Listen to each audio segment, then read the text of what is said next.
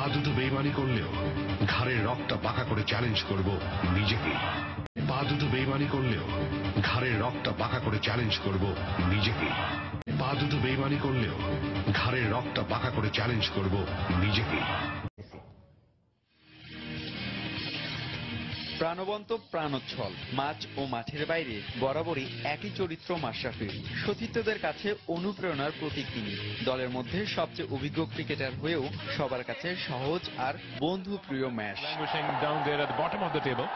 বাংলাদেশের ক্রিকেটকে অনেক দিয়েছেন তিনি, ঠিক তেমনি অদৃশ্য ইনজুরির ভূত মাশরাফির ক্রিকেট জীবন থেকে অনেক কিছুই কেড়ে নিয়েছে। তাই তো পৃথিবীর ইতিহাসে বিরল তিনি, কারণ এক দুইবার হাঁটুতে অস্ত্রোপচার হলে কেউ ক্রিকেটে ফিরেছেন এমন উদাহরণ নেই। সেখানে তিনি 7 বার অস্ত্রোপচার করে ফিরেছেন। তবে ক্রিকেট বিধাতারও ঈর্ষা আছে বেশ।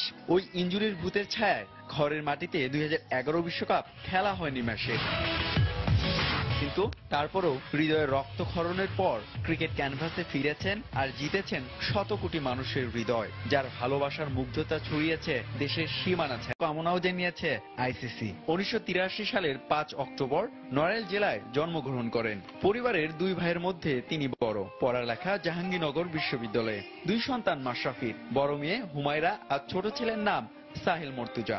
ফুটবল ও ব্যাডমিন্টনের প্রতি আগ্রহ থাকলেও ছোটবেলা থেকে ক্রিকেটের প্রেমে পড়েন মাশরাফি। বাংলাদেশের হয়ে 2001 সালে জিম্বাবুয়ের বিপক্ষে টেস্টে অভিষেক, আর ওয়ানডেতে অভিষেক একই বছরে। পা দুটো বেইমানি করলেও ঘাড়ের রগটা বাঁকা করে চ্যালেঞ্জ করব নিজেকে।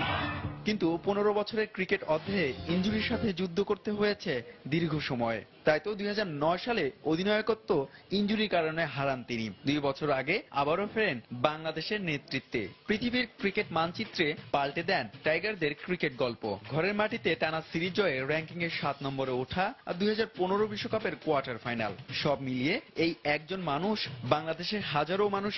মাশরাফি বরাবরই প্রতিপক্ষের বিপক্ষে আপোষে, আর অসাধারণ নেতৃত্ব গুণে পুরো দলকে গেঁথে রাখেন একশোটায়। মাঠের মাশরাফিকে শ্রদ্ধায় আর ভালোবাসায় সবারই তো জানা, কিন্তু মাঠের বাইরের মাশরাফি কেমন, বিশেষ করে ঈদের দিনে, সেই গল্পটাই জানবো আজকে মাশরাফি ভাইয়ের কাছে। মাশরাফি ভাই, আসলে ঈদটা কিভাবে উদযাপন করেন? না, ঈদ তো আসলে উদযাপনটা মানুষের বয়সের সাথে সাথে চেঞ্জ হয়।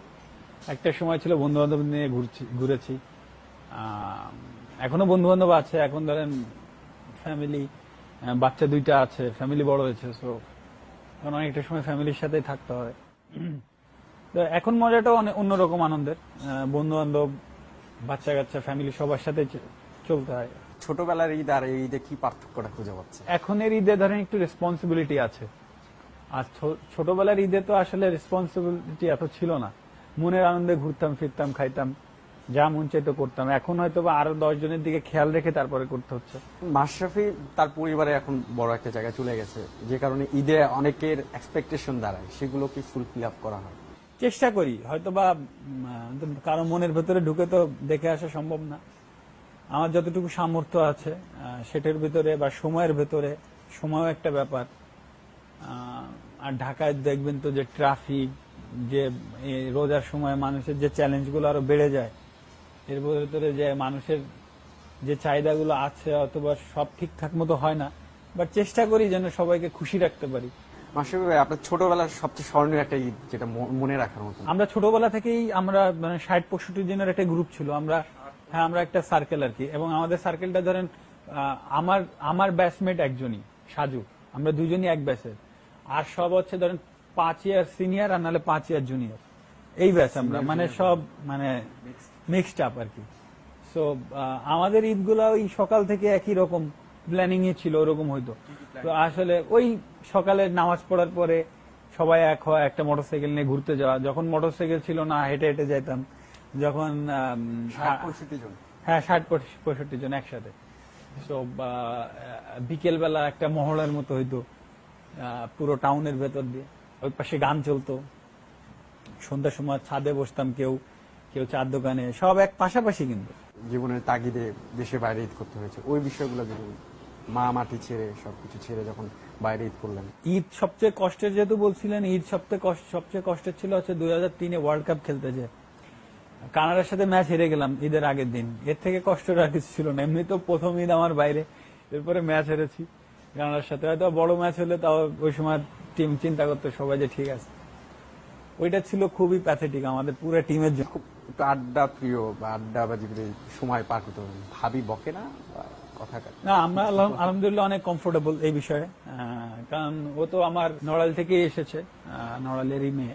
সো এই বিষয়ে আমাদের কোনো প্রবলেম হয়নি, কারণ ও আমাকে দেখছেই, যতটুকু দেখছে যে আমি আড্ডা দিতে পছন্দ করি। আসলে এখানে তো কিছুটা থাকে যে ট্রাস্টের ব্যাপার, ট্রাস্ট থাকলে আমার বিশ্বাস যে কোনো প্রবলেম হয় না। তো আমার আসলে এই প্রবলেমগুলো হয়নি আল্লাহর রহমতে। মাসির ভাই কি মিথ্যা কথা বলেন? এটা এরকম পৃথিবীতে কেউ বলতে পারবে না যে এরকম কেউ আছে যে আমি মিথ্যা বলি না, তাহলে এটাই হবে সবচেয়ে বড় মিথ্যা। অবশ্যই বলি, তবে হ্যাঁ মিনিমাইজ যত করা যায়। তবে একটা জিনিস কনফার্ম বলতে পারি যে আমার মিথ্যায় কারো ক্ষতি নয়, এটা আমি করি না। জীবন তো খুব ব্যস্ত, এখন বাবা হয়েছেন ওই 60-65 জন্য, এবং বিভিন্ন জায়গায় জীবনের তাগিদে আপনার ব্যস্ত হয়েছে, কিন্তু গেট টু গেটার বন্ধুরা একসাথে হন। এটা আমি বিশ্বাস করি যে আসলে মন এমন একটা জিনিস যে আপনাকে পৃথিবীর কোনো কেউ আটকায় রাখতে পারবে না। এটা দেখেন, আমরা যখন ঈদে যাই, আমরা একদম সব কোথা থেকে কে আসবে কেউ জানে না। ফ্যামিলির আগে মনে হয় যে এটার প্রাধান্যতা বেশি, যে এই যে সবাই হয়ে যাবো একসাথে, এটা মানে আশ্চর্য রকমের মানে ব্যাপার যে সবাই এক হয়ে যায় আমরা। এবং সেই আলোচনায় আমরা ফিরে যাই, এই ছোটবেলার আলোচনায় ফিরে যাই, এখনো সেই ছোট মানসিকতাগুলো মানে ফুটে ওঠে ওইখানে। আসলে এই মুহূর্তগুলো মানে হয় না যে আপনি শুধু আপনার ছোটবেলার সাথেই মিলাইতে পারবেন। দুই একটা বন্ধু খুবই ক্লোজ, ওর সাথে ঝগড়া করতে ভালো লাগে, ওর সাথে ঘুরতে যেতে ভালো লাগে, ওর সাথে ঘুমাতেও ভালো লাগে, ওর সাথে দুষ্টামি করতেও ভালো লাগে, পাশের বাড়ি আম চুরি করতে ভালো লাগে। আমরা ওই আম চুরি বলেন করছি একসাথে, কাঁঠাল চুরি বলেন একসাথে, নদী পার হয়েছি একসাথে, ডাব। হ্যাঁ ডাব চুরি বলেন একসাথে, সবকিছু আমরা নিজের একসাথে আত্মীয় স্বজনের বাড়িতে। হ্যাঁ সব মানে নিজের, আমাদের বন্ধু মানুষ, তাদের লিচু পাকছে, আমরা সব একসাথে লিচু চুরি করতে। মানুষ লিড দিছে, যাদের লিচু গাছ সে লিড দিছে, এখন বাসার থেকে এ বেরোবে সাবধান, ওইখান থেকে দাঁড়ায়, আমরা সেইভাবে কাজ করছি। চিত্রা নদীটা কিভাবে পাড়ি দিতেন? এর প্রতিযোগিতা হতো নাকি আপনাদের চিত্রা মধ্যে? নদীটা তো ধরেন আমাদের প্রত্যেকটা নড়াইলের, আমি শিওর যে যারা নড়াইলে বড় হয়েছে ছোটবেলা থেকে, প্রত্যেকেরই চিত্রার প্রতি একটা আলাদা টান ভালোবাসা সবই আছে। তো আমরা তো ধরেন যদি বলেন স্কুল মাঠ আর চিত্রা, এই দুই জায়গায় আমাদের সব স্মৃতি, এবং বড় হয়েছে ওইখান দিয়ে। সো চিত্রা পার হওয়া শুধু না, চিত্রায় অফুরন্ত সময় কাটানো, চিত্রায় গোসল করা, মানুষদের বাসার সামনে যে কুন্ডুবাড়ির ঘাসের সামনে বড় মাঠের মতো আছে, এখানে কাঁঠাল বাগান, আম বাগান, ওইখানে বসে, তারপরে পানি উঠে আসছে অনেক বড়, কিছু গাছ আছে নদীর ভিতরে হেলে পড়েছে, ওর পরে বসে সবাই আড্ডা দিচ্ছি, মনে হচ্ছে কাঁঠাল পেড়ে আনতেছি, খিদা লাগছে আম পেড়ে আনতেছি, জামরুল পেড়ে আনছি, এই যে এইভাবে চলা আর কি। তো এই সবই তো আসলে ম্যাক্সিমাম সময় ওই চিত্রের পাড় দিয়ে কেটে গিয়েছে। নদীতে অনেক সময় অনেক পানি থাকতো, অনেক বড় ঢেউ থাকতো, তারপরে কি নদীটা পার হতো প্রতিযোগিতা করে নাকি? প্রতিযোগিতাও ছিল। আমি যেটা ছিল যে আমি নামতাম পানিতে 3 ঘন্টা 4 ঘন্টার আগে উঠতামই না পানিতে। 12টায় নামছি, 3টা 4টা বাসা থেকে মানুষ আসছে, কিরে দুপুরে ভাত খাবি না? না, বন্ধু বান্ধব যাইতেও দিতাম না কাউকে। হ্যাঁ, ওই কাজটা আমি খুব ভালো পারতাম, যে উঠতে তো কাদামার, 2-3 ঘন্টা নন স্টপ আমরা সাঁতরাচ্ছি, স্রোতের এগেনস্টে সাঁতরে যাচ্ছি, এরকম হয়ে গেছে কতদিন। কার্গো আসতো, বড় বড় কার্গো নিচে দিয়ে পাড়ি দিয়ে যাচ্ছি, ওই কাদা সরাই কার্গো, বড় বড় কার্গো নিচে দিয়ে, এরকম চলছে আর কি। বন্ধুদের মধ্যে একটা আর্জেন্টিনা ব্রাজিলের একটা সমর্থক ডিভাইডেড ছিল কিনা? Maximum Argentina. আচ্ছা, আপনি? আর্জেন্টিনা। মেসি তো বিদায় নিল। আসলে আমি কিন্তু বড় ভক্ত দিয়াগো ম্যারাডোনার, আর মেসি তো রিটায়ার্ড করেছে, আশা করি ফিরে আসবে। এটা খুব কঠিন ডিসিশন তার জন্য এবং আর্জেন্টাইন যারা আছে তাদের জন্য। মাশরাফি গিয়ে চাওয়া মেসির প্রতি এই না, অবশ্যই চাই না, 29 বছর বয়স যেহেতু তার, এখন কে চায় অ্যাটলিস্ট আরো 2টা ওয়ার্ল্ড কাপ খেলতে পারবে চাইলে, 31-এ, আর 2 বছর পরে আরেকটা হবে ওর বয়স যখন 35 হবে।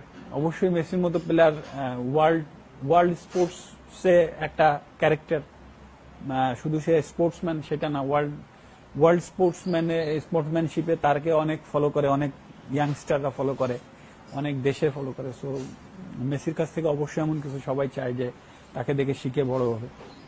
সো ওর বয়স 29, এখন অবশ্যই আশা করি যে ফিরে আসবে। মাশরাফি বই আসলে সবকিছু আসছে, আমি যে দর্শক হিসেবে, বইয়ের পাঠক হিসেবে আসলে সবকিছু আমি পাইনি, আমার মনে হয়েছে।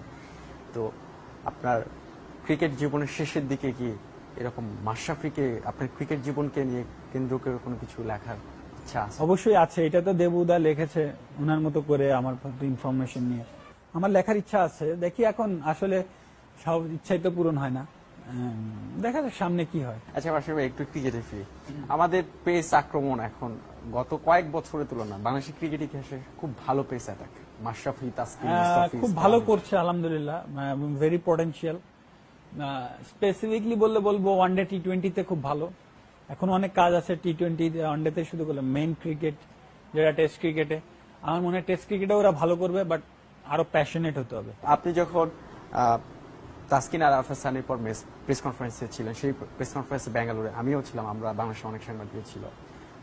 অন্য দেশে, ভিন দেশে যে সাংবাদিকরা ছিলেন তখন কিন্তু তারা এক কথায় বলেছিল যে আসলে এরকম সংবাদ সম্মেলন তারা কখনোই দেখেনি, ভিন্ন এক মাশরাফিকে দেখেছে। মনে হয়েছে যে আসলে একজন নেতার বাহিরেও, একজন খেলোয়াড়ের বাহিরেও একটা মানুষ আছে। আসলে ওই ফিলিংসটা যদি একটু শেয়ার করতেন দর্শক। প্রথমত হচ্ছে যে ওই সময় যেটা বললাম যে তাসকিন এবং সানির ক্ষেত্রে যেটা হয়েছে ওটা আমার ক্ষেত্রে হলেও কি হইতো, যেমন 2011 আমি একবার বাদ পড়েছি টিমের, আমি ওইখানে কেঁদে ফেলেছিলাম। আমি মনে করি এখনো আমার জীবনে ওইটা একটা বাজে মুহূর্ত যে আমার কাঁদা উচিত হয়নি এজ এ প্লেয়ার ওইখানে অ্যাটলিস্ট। আর তাসকিনের ক্ষেত্রে আমার একই সিচুয়েশন হয়েছিল, কিন্তু আমি কিন্তু সবাই বলেছে যে আমি কান্নাকাটি করে ফেলেছি। অ্যাটলিস্ট আমি আমার প্রফেশনালের জায়গা যেটা অনেকে প্রশ্ন তুলেছিল আপনি নট মানে প্রফেশনাল কিনা সেটা নিয়ে প্রশ্ন উঠেছিল।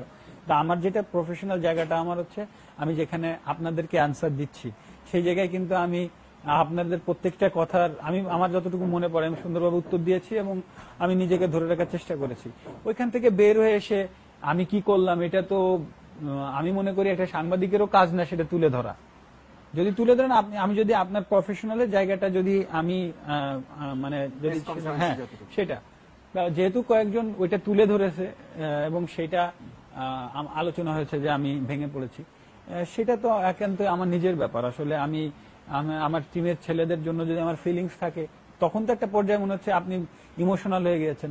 তো আমি তো মনে করি ইমোশনাল হওয়াটা খুবই স্বাভাবিক। আমি একটা টিমের সাথে যেটা আছি, যেটা আমি আমার ফ্যামিলির থেকে বেশি সময় কাটাই যাদেরকে নিয়ে, তাদের প্রতি আমার একটা ইমোশন থাকাটা খুবই স্বাভাবিক। আসলে যদি ইন্ডিয়ার বিপক্ষে ম্যাচটা নিয়ে আসলে একটু যদি শেয়ার করতেন। আসলে ওই ম্যাচের আলাদা করে ব্যাখ্যা আমার কাছে নাই, আমি দিতে পারবো না।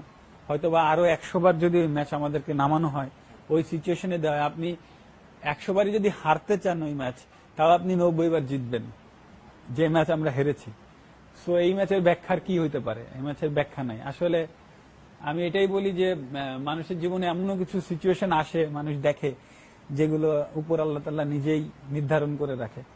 তো আমি মনে করি প্লেইং লাইফে এরকম একটা সিচুয়েশন হয়তো বা আল্লাহ তাআলা আমাদের সবাইকে দেখাবে বলেই নির্ধারণ করে। আমরা খুব কাছ থেকে আপনাকে যতটুকু জানি আর কি, আপনার বিভিন্ন ইনজুরির সময়, বিশেষ করে একটা ইনজুরি 7 বার হয়েছে, ওই ইনজুরির সময়টা আসলে মানসিকভাবে নিজেকে স্ট্রং রাখাটা খুব ডিফিকাল্ট। তখন একজন সহধর্মিণী হিসেবে কতটুকু আপনি সাপোর্ট পেয়েছিলেন? আমার ইনজুরিগুলো তো আসলে আমার বিয়েরও অনেক আগে থেকেই। আমার বিয়ে হওয়ার পরে হয়তো বা 3টা অপারেশন হয়েছে, ও আমার সাথে গিয়েছে অপারেশনে 2 বার এবং ওইখানে বেশ সাপোর্ট করেছে। বাংলাদেশে আসার পরে আসলে পরিবার থেকে যেটা হয় কোনো সমস্যা, মানে পরিবার থেকে তো একটা সাপোর্ট সবসময় থাকে, সাপোর্ট সবসময় করেছে, সবাই করেছে। আপনি যদি স্পেসিফিক আলাদা করে বলেন, আমি সবার কথাই বলবো, সবাই আমাকে, আমার পরিবারের সবাই আমাকে হেল্প করেছে। আর সে যেহেতু আমার ওয়াইফ, সে তো পাশে সবসময় থেকেছে, সে তো আমাকে ধরেন মেন্টালিটি অনেক সময় খারাপ হয়ে যাচ্ছে দেখেছে, কখন ভালো লাগছে কোনটা খারাপ লাগছে এগুলো সে দেখেছে। তো সেইভাবে সেও চেষ্টা করেছে যতটুকু আমাকে সাপোর্ট করা যায়। আসলে আপনি 3, 7, 15 এবং কয়েকটা টি-20 ওয়ার্ল্ড কাপ, আইসিসি কয়েকটা ইভেন্ট খেলেছেন। আপনি আমাদের দেশে আপনি লিজেন্ড, কিন্তু একটা আইসিসি ট্রফি, যে কোনো একটা ট্রফি, এটার সামনে আরেকটা সুযোগ আছে। মনে কি বাসনা জাগে না মাশরাফি, একটা ট্রফি আপনার? না, আসলে এটা আপনারা বহুত দূর তাকাচ্ছেন। আমি মনে করি এটা বাংলাদেশ ক্রিকেট, আপনি 10 দিন আগে, মানে 1 বছর আগে কি চিন্তা করতেন যে আমরা 1-2টা ম্যাচ জিতি এখানে। এখন আপনারা কয়েকটা জিতে, আমি মনে করি এই যে আমাদের চাওয়া পাওয়া আসলে একটু কমাতে হবে। যে চ্যালেঞ্জ আমরা এখনো চিন্তাই করিনি, সেই চ্যালেঞ্জ গুলো সামনে আছে। সাউথ আফ্রিকায় যে সাউথ আফ্রিকা এগেইনস্টে ইন্ডিয়ার মতো 100 বছরের ইতিহাসের টিম পারে না। অস্ট্রেলিয়া যে পর্যন্ত পারে না, নিউজিল্যান্ডে যে আজ পর্যন্ত সিরিজ জিতে আসছে কে, আপনি মানে খুব রেয়ার কেস। তো এইসব চ্যালেঞ্জ তো আমরা এখনো দেখিনি, তাই না? তো সেই জায়গা থেকে আপনি কয়েকটা পা দুটো বেইমানি বেইমানি করলেও ঘাড়ের রগটা বাঁকা করে চ্যালেঞ্জ করব নিজেকে। পা দুটো বেইমানি করলেও ঘাড়ের রগটা বাঁকা করে চ্যালেঞ্জ করব নিজেকে। পা দুটো বেইমানি করলেও ঘাড়ের রগটা বাঁকা করে চ্যালেঞ্জ করব নিজেকে।